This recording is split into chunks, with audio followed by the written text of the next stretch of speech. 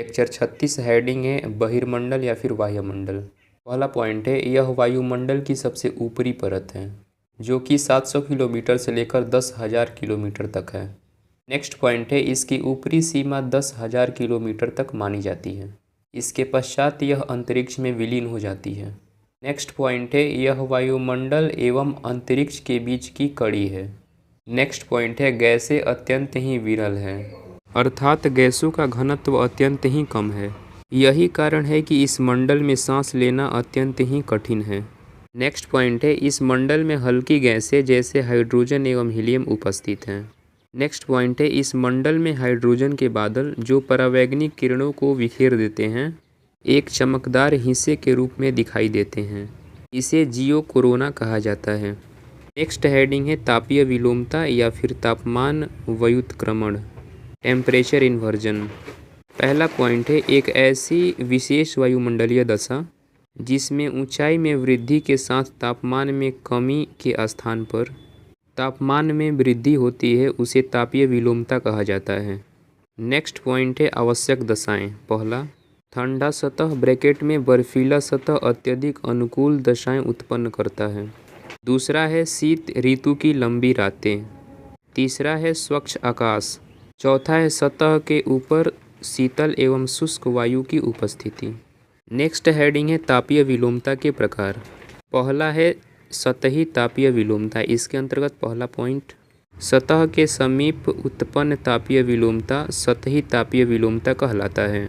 Next point है, यदि तापीय विलोमता पर्वतीय क्षेत्रों में उत्पन्न होता है तो इसे पर्वतीय तापीय विलोमता कहा जाता है तथा घाटी प्रदेशों में उत्पन्न तापीय विलोमता घाटी विलोमता कहलाता है। नेक्स्ट पॉइंट है, गर्म एवं शीतल वायु के अभिसरण के कारण उत्पन्न तापीय विलोमता वाताग्री तापीय विलोमता कहलाता है। दूसरा है उच्च वायुमंडलीय तापीय विलोमता। इसके अंतर्गत पहला पॉइंट, पृथ्वी के सतह से ऊंचाई पर ऊपरी वायुमंडल में उत्पन्न तापीय विलोमता उच्च वायुमंडलीय तापीय विलोमता कहलाता है। पैराग्राफ चेंज, क्षोभ मंडल का तापमान ऋणात्मक होता है जबकि इसके ऊपर उपस्थित ओजोन मंडल का तापमान धनात्मक होता है और इस प्रकार क्षोभ मंडल में ऊंचाई में वृद्धि के साथ तापमान में अचानक वृद्धि होती है। इसे ही उच्च वायुमंडलीय तापीय विलोमता कहा जाता है। नेक्स्ट हेडिंग है तापीय विलोमता के प्रभाव। पहला है सतह अत्यंत ही शीतल हो जाता है। कभी कभी तापमान हिमांक बिंदु से नीचे चला जाता है जिसके कारण पाला की समस्या उत्पन्न होती है। दूसरा है, यदि तापमान हिमांक बिंदु से ऊपर होता है तो ओस पड़ता है। तीसरा है, सतह पर शीतल वायु के प्रवाह के कारण शीत लहर का प्रभाव बढ़ जाता है। चौथा है, उष्ण एवं शीतल वायु के अभिसरण के कारण कोहरा पड़ता है जिसके कारण वायुमंडल की दृश्यता कम हो जाती है एवं दुर्घटना की संभावना बढ़ जाती है। पांचवा है, पहाड़ी क्षेत्रों में उत्पन्न कोहरा कहवा की फसल के लिए लाभदायक होता है। छठा है, सतह पर शीतल एवं भारी वायु के कारण शुष्क मौसमी दशा विकसित होती है तथा वायुमंडल शांत हो जाता है। नेक्स्ट हेडिंग है ताप ह्रास दर अर्थात टेम्परेचर लैप्स रेट। पहला पॉइंट है, ऊंचाई में वृद्धि के साथ तापमान में एक निश्चित दर से कमी आती है, इसे ही ताप ह्रास दर कहा जाता है। नेक्स्ट हेडिंग है ताप ह्रास दर के प्रकार। यह दो प्रकार का है, पहला सामान्य ताप ह्रास दर और दूसरा रुद्धोष्म ताप ह्रास दर। सामान्य ताप ह्रास दर के अंतर्गत क्षोभ मंडल में 1000 मीटर की ऊंचाई पर तापमान में 6.5 डिग्री सेंटीग्रेड की कमी आती है। नेक्स्ट है रुद्धोष्म ताप ह्रास दर के अंतर्गत वायु के उत्थान के कारण वायु के तापमान में कमी आना।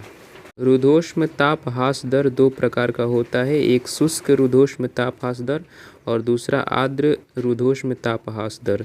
शुष्क रुद्धोष्म ताप ह्रास दर के अंतर्गत पहला पॉइंट, शुष्क वायु के उत्थान ब्रैकेट में आरोहण के कारण वायु के तापमान में कमी आना। नेक्स्ट पॉइंट है 1000 मीटर की ऊंचाई पर शुष्क वायु की तापमान में 10 डिग्री सेंटीग्रेड की कमी आती है।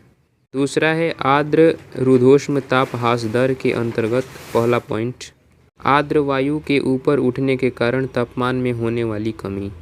नेक्स्ट पॉइंट है, इसमें 1000 मीटर की ऊंचाई पर तापमान में 6 डिग्री सेंटीग्रेड की कमी आती है।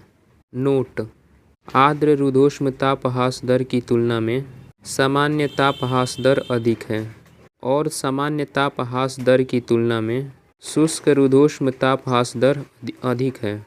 6.5 is greater than 6 and 10 is greater than 6.5।